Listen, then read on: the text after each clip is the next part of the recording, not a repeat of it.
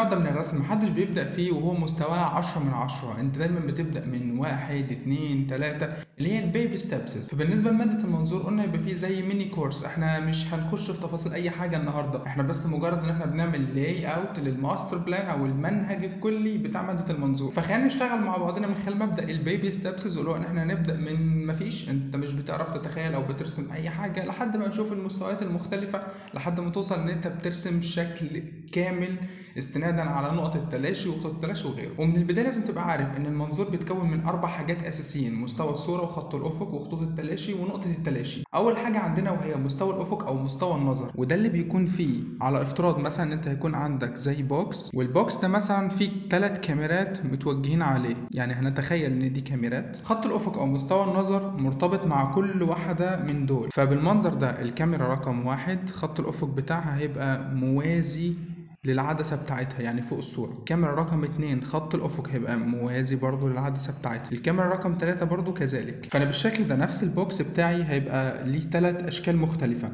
فتعالوا مثلا نشوف بالنسبة للكاميرا رقم 1 هتبقى شايفة او اللقطة بتاعتها هتاخد المكعب ده ازاي. ادي عندي مستوى الصورة، خط الافق بتاعي زي ما هو هنا موجود فوق في الكاميرا رقم 1 هيبقى برضو هنا موجود فوق. ومن طول ما احنا بنتكلم على نقطة التلاشي 1 أو 2، فالمكان الاساسي للمنظور نقطة التلاشي 1 أو 2، نقطة التلاشي دايما موجودة على خط الافق. وفي المنظور ده لان المكعب بيبقى مواجه للمشاهد فهيبقى عندي بعدين منه مواجهين ليا، يعني عمودي وافقي. اما البعد الثالث فهو اللي بيحصل ليه تلاشي، وده اللي بنسميه بعد العمق في النوع ده من المنظور.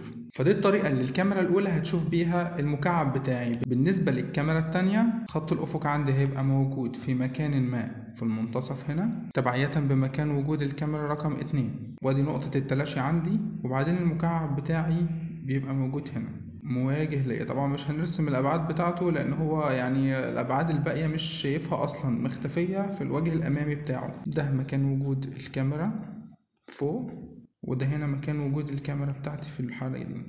وهكذا بالنسبه للقطه الثالثه اللي طلع عندي من الكاميرا رقم 3 برضه هعمل مستوى الصوره بتاعي اللي هو بمعنى اصح الفريم اللي من خلاله انا بشوف اللقطه بتاعتي، هو ده مستوى الصوره عندي. ده الجزء السفلي عندي في المكعب، ده الجزء العلوي. فبالنسبة لي هنا ال3 لقطات دول عبارة عن الكاميرا فوق المكعب وفي نفس مستوى المكعب وهكذا تحتيه. فالكلام ده معناه ايه مثلا بالنسبة للمسألة بتاعتي لما بتجيني فعليا؟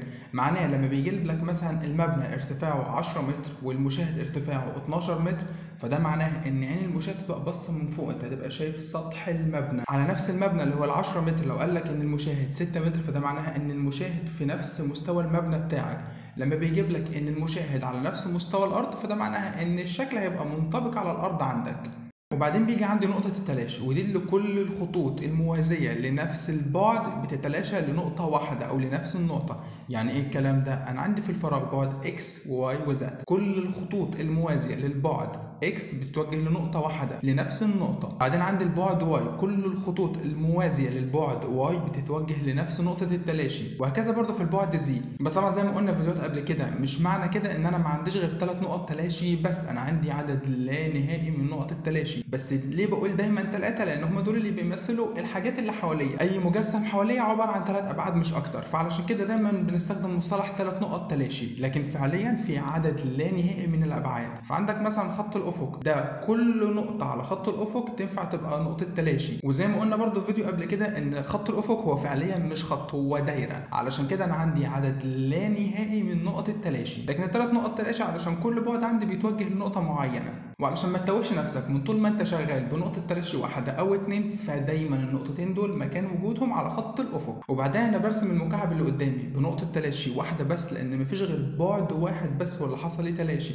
أول ما المكعب بيبدأ يلف معايا بحتاج كمان نقطة تانية علشان تستقبل البعد الجديد اللي حصل فيه تلاشي. وعلى نفس المثال اللي فات بالنسبة لل3 كاميرات برضو كذلك هي بالنسبة عندي للمثال الأول ال3 كاميرات كل كاميرا بتاخد لقطة مختلفة لنفس المكعب. لو غيرنا المكعب ده علشان يبقى في نقطتين تلاشي هيبقى ده شكل اللقطة بتاعت الكاميرا الأولى، وده الكاميرا التانية، وده الكاميرا التالتة.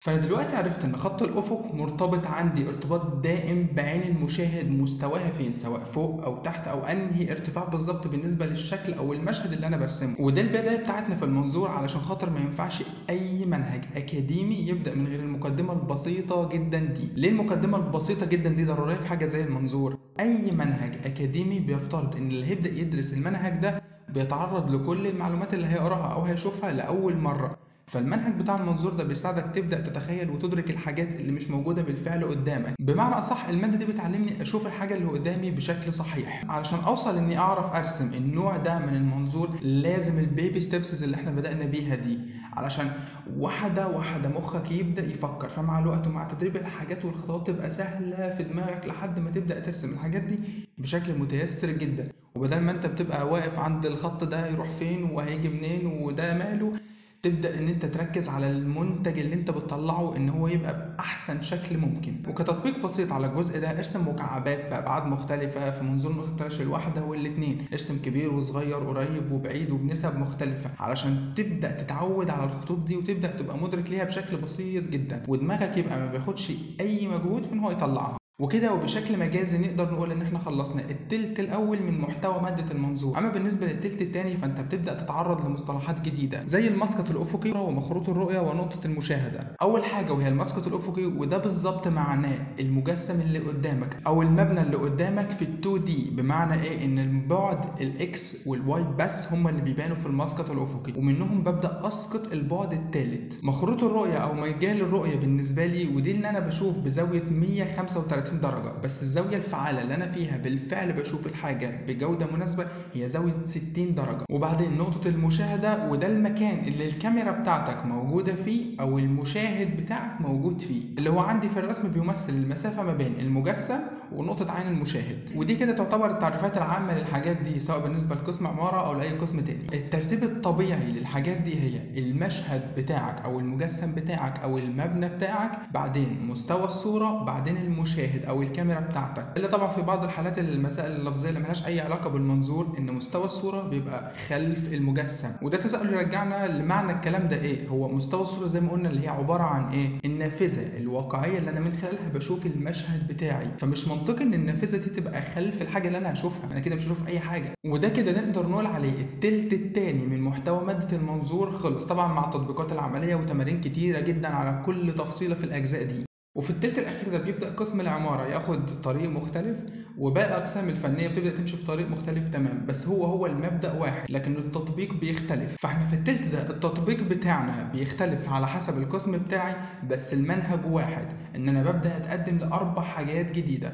الحاجه الاولى وهي هاو تو كومبوز الشوت، بمعنى ان انت ازاي تخلي اللقطه بتاعتك النسب بتاعتها والمحتوى اللي فيها متوزع بشكل سليم. بعدين حاجه اسمها بروبر سيت دريسنج، ان انت تبقى موزع الحاجات بتاعتك في ال2 دي بشكل مناسب، علشان لما الكاميرا بتاعتك تبدا تمشي من مكان للتاني تبدا تحكي القصه اللي انت عايزها، سواء من المشهد الفني بتاعك او حتى من جزء التصميم الداخلي او من جزء التصميم المعماري. وبعدين يجي دور ثالث حاجه وهي الاضاءه. مش هننسى الاضاءه اكيد في المشهد بتاعنا، اي مشهد من غير اضاءه ملوش اي 30 لازمه. والاضاءه هنا انا ما اقصدش بيها مصدر الضوء على قد ما اقصد بيه شكل الشادوز بتاعتك هيبقى عامل ازاي في المشهد، طبعا لو انت في قسم فني. اما بالنسبه لقسم عماره مثلا فانت الاضاءات بتاعتك لازم تبقى موجوده بشكل يناسب الحاجه اللي انت عايز تطلعها من الصوره او الجزء اللي انت عايز العميل بتاعك يركز عليه. واخر حاجه وهي اتموسفيريك برسبكتيف، ودي يمكن حاجه تبقى في اللقطات الخارجيه اكتر. ان انا عندي مثلا اللاندسكيب بتاعي لما باخد لقطه فيه، كل ما الحاجات جبال مثلا او اماكن خضراء كل ما بعدت عني كل ما الالوان بقت اقل شويه، بمعنى بقت ليس ساتوريتد اكتر. ده بالنسبه للمشاهد اللي بتبقى ملونه. بالنسبه للمشاهد الابيض واسود كل ما الاضاءه او بمعنى اصح درجات الاسود بقت قريبه من بعضها اكتر للابيض. اما بالنسبه لو المشهد بتاعك كان خطوط اصلا وما فيهوش اي شيد او شادوز او اي الوان، فعباره عن الحاجه القريبه بتبقى السماكه الخطوط بتاعتها كبيره شويه، الخطوط البعيده او المجسمات البعيده اللاينز بتاعتها بتبقى خفيفه خالص. وده لحد هنا مرور سريع على المنهج الكامل بتاع مادة المنظور. شوف انت انهي جزء واقف فيه او عطلان فيه او مش مخليك مش عارف تتحرك كويس في المادة دي، وابدأ ابحث عنه بتفاصيل اكتر.